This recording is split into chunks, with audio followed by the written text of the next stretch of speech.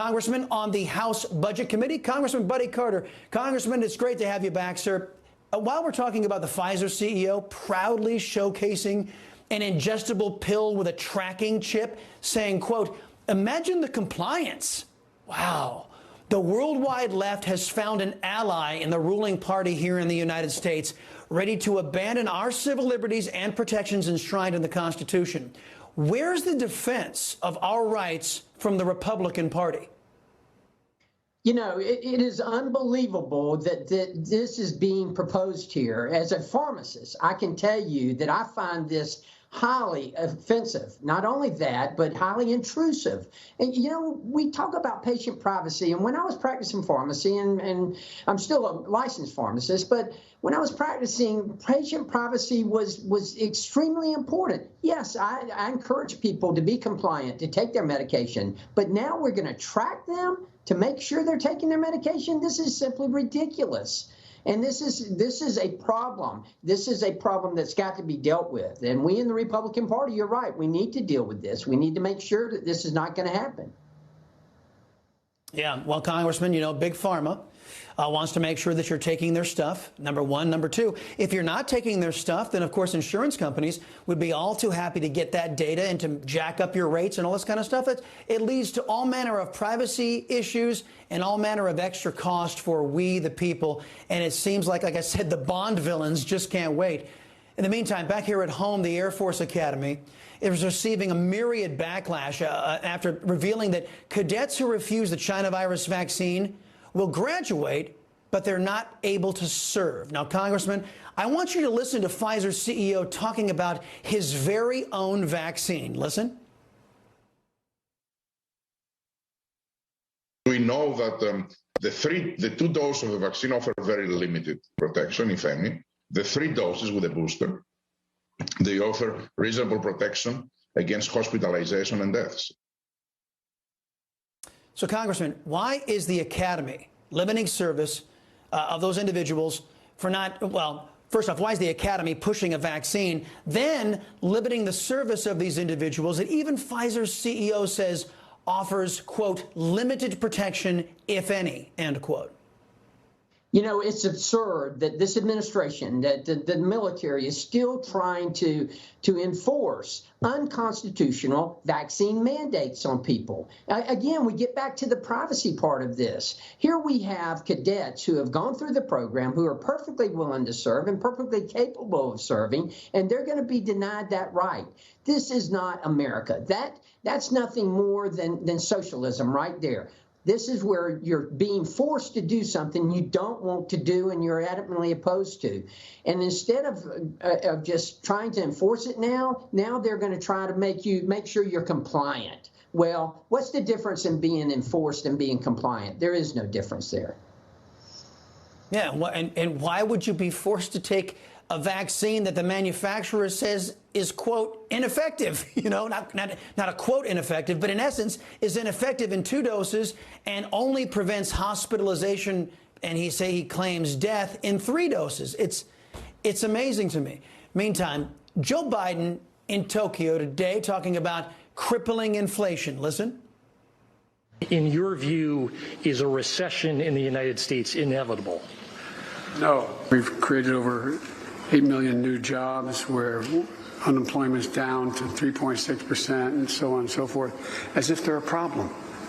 Imagine where we'd be with Putin's tax and the war in Ukraine had we not made that enormous progress. Whew, that chestnut's getting a little old.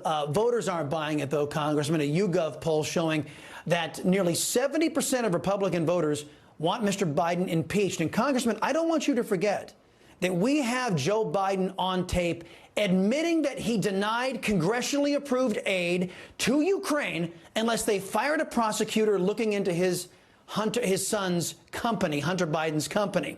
Since the Democrats are on record saying that's impeachable, will the GOP follow through? Well, that remains to be seen. One of the concerns I will tell you with members of our conference, including myself, is what's behind door B. I mean, if you do away with Joe Biden, then you got Kamala Harris, and I'm not sure that's even worse. But nevertheless, these are serious accusations and serious situations that should be addressed by this president. There's no question about that. But 80% of Americans right now think we're headed toward a recession. I mean, pessimism is at its highest since 08 and 09. J.P. Morgan is predicting that gas will be at $6.20 a gallon by the end of the summer. And if that happens, I can assure you we are on our way to a recession. But that's what the Democrats want. They want high prices on petroleum because they want you to rush to green. They want you to buy an EV. They want you to buy the electric vehicles. And this is part of their plan. This is intended here. This is simply ridiculous. What we need to do is we need to encourage innovation. We need to unleash America's energy potential. That's what will do it. Yeah, but you can't even buy an EV because of Joe Biden's supply chain crisis. You can't even find a car on the lot. Even if we had, 30, 40 grand to plop down on an electric vehicle, and most Americans don't in this economy, they're not even around. Last thing, Congressman, you took me right where I wanted to go. Democrats' war on American energy is causing Americans, to pay an additional $5,000 a year on gas. And as usual, Democrats are making others pay for their screw-ups. Tell us why the Democrats' fuel price gouging bill will only make things a lot worse.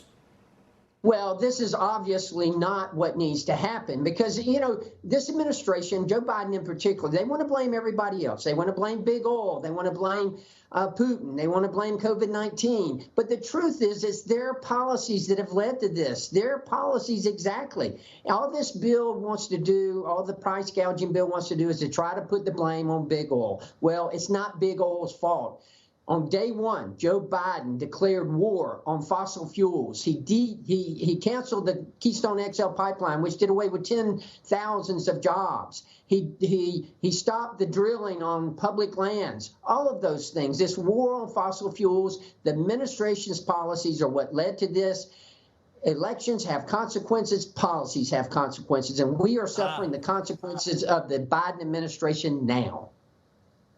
Again, Congressman, must be reading my mind. Elections is what I want to talk about. Georgia primaries, seeing record turnout in the early voting. Governor Brian Kemp running against Trump-endorsed candidate David Perdue, and Secretary of State Raffensperger is facing off against Congressman Jody Hice. Give us a sense of where Georgia Republicans are. Are they in the mood to cave to extremists like Stacey Abrams and vote Kemp-Raffensperger, or are they in the mood to put America first and go with Perdue-Hice? America first, Perdue, Hice. Well, let me say this about our gubernatorial race. We're very fortunate. We've got two fine candidates running. Brian Kemp's done a great job as governor, a very conservative job, and he would be great as a governor again. David Perdue, a CEO of Fortune 500 companies, he'd do a great job as governor. So we're very fortunate to have two fine candidates. I have endorsed Jody Hice. I think he needs to be elected. We need to get rid of Brad Raffensperger. There's no question about that. But we are candidates running for governor right now. All right, Congressman Buddy Carter, appreciate the time as always, sir. Thank you for being here.